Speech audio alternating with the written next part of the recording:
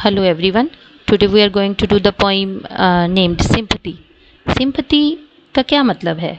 Sympathy means to understand others' feelings and problems.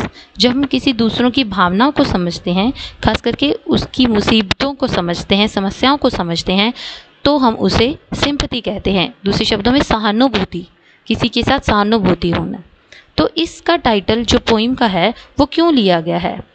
वास्तव में यहाँ पे एक केस्ड बर्ड के बारे में पोइट बता रहा है। केस्ड बर्ड मतलब एक पिंजरे में कैद पंछी, उसकी क्या हालत होती है, वो उसको कैसे फील होता है, ये सब कुछ इस पोइम के ज़रिए बताया गया है। So let's start the poem. I know what the केस्ड birds feels alas when the sun is bright on the upland slopes, when the wind steers soft through the springing grass and the river flows like a stream of glass. So I know, I is here poet, कवि है यहाँ पे। I know मुझे पता है, no पता है, what the caged bird feel, caged bird पिंजरे में कैद पंछी feels महसूस करते हैं। what क्या, आखिर वो पिंजरे में कैद पंछी क्या महसूस करते हैं, मुझे पता है।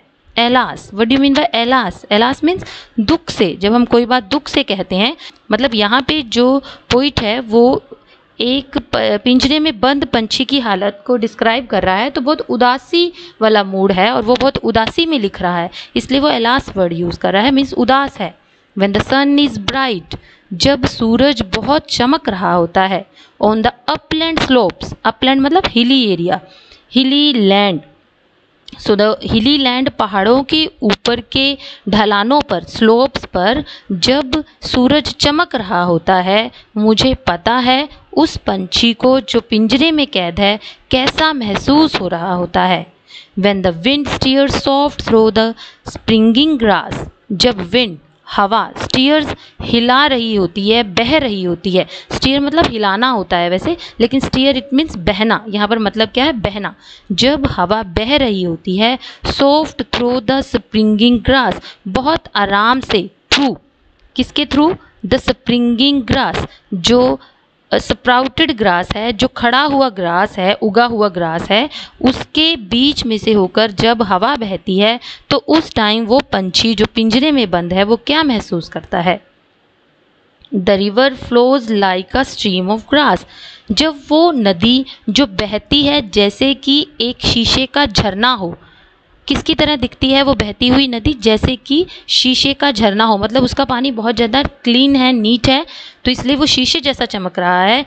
ऐसी नदी, बहती हुई नदी को देखकर वो पिंजरे में बंद पंछी कैसे महसूस करता है, मुझे पता है। पोइट कह रहा है कि उस केज्ड बर्ड के अंदर जो बातें चल रही हैं, इन सब नेचुरल चीज़ों को देखकर उस टाइम वो कितना उदास है, उस चीज़ों का, उसकी भावनाओं का, पंछी की भावनाओं का मुझे पता है।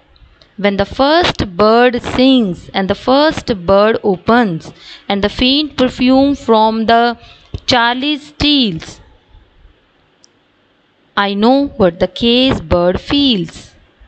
When, जब, the first bird sings, early morning, सुबह सुबह जब पहला पंछी गाता है, बोलता है, and the first bird open, bird मतलब कली, open मतलब खिलती है, जब पहली कली खिलती है, सुबह फूल खिलता है, कली खिलती है, and the faint perfumes, और जो वो मध्यम सी सुगंध है, परफ्यूम है, faint बहुत स्लाइड सी जो सुगंध है, from its charlies, charlies एक प्याले को बोलते हैं, जैसे वाइन का प्याला होता है, चार्ली स्टील्स, जैसे उस कुदरत के प्याले में से वो सुगंध भरी हवा आती है, सुगंधी आती है, तो उस टाइम उस पिंजरे में बंद पंछी पर क्या बीतती है, वो क्या महसूस करता है, उसका मुझे पता है। मतलब वो कैसे इन सब नेचर की चीज़ों को मिस करता है वो पंछी, वो चीज़, उस दुख का एहसास पोइट को है।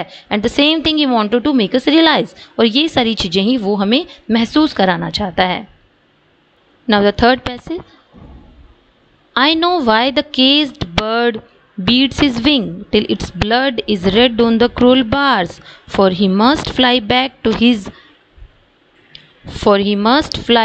to his perch and cling when he fain would be on the bow a swing. I know, मुझे पता है, why the caged bird beats his wing.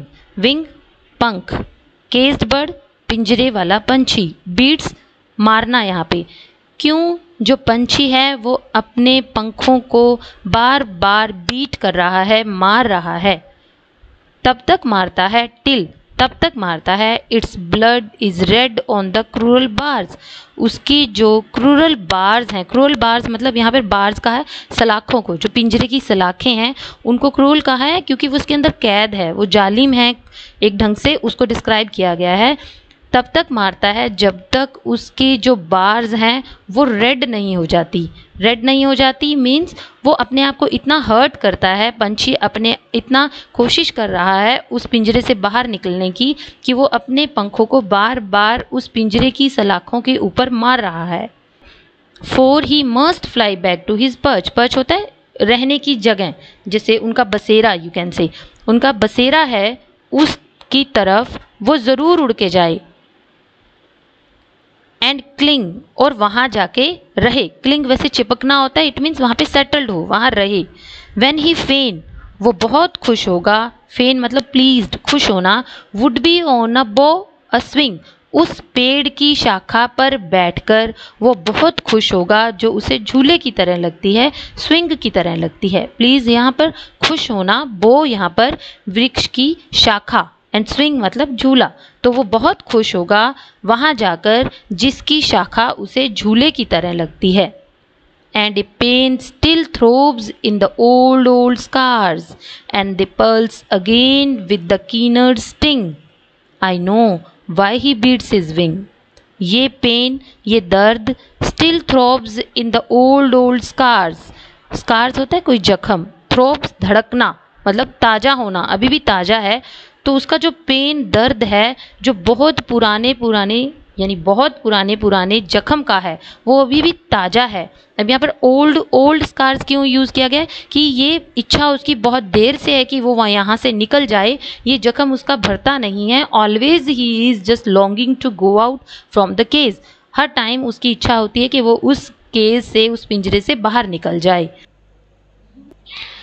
And they pulse again with the keener string, scars हैं जो वो दे pulse again, वो दोबारा ताज़ा हो जाते हैं। पल्स होता है वैसे धड़कना, उसमें एक बीट होना, एक धड़कन होना, यानी कि वो ताज़ा हो जाते हैं बार बार। With the keener string, keener होता है किसी चीज़ के लिए बहुत ज़्यादा इच्छा रखना, कीन किसी चीज़ के लिए होना। इस टाइम जो बर्ड की इच्छा है वो बाहर निकलने की है, आज़ाद होने की है। स्टिंग होता है किसी डंक मारना जैसे। सो इट पेन्स, उसका जो दर्द है उसकी इस इच्छा का कि वो कब बाहर आएगा, कब फ्री हो जाएगा, वो उसको बार बार डंक की तरह लगती है। मीन्स उसके जख्म हर टाइम ताज़ा ही रहते हैं, उसकी ये भावना हर टाइम बनी ही रहती है, when he will get free.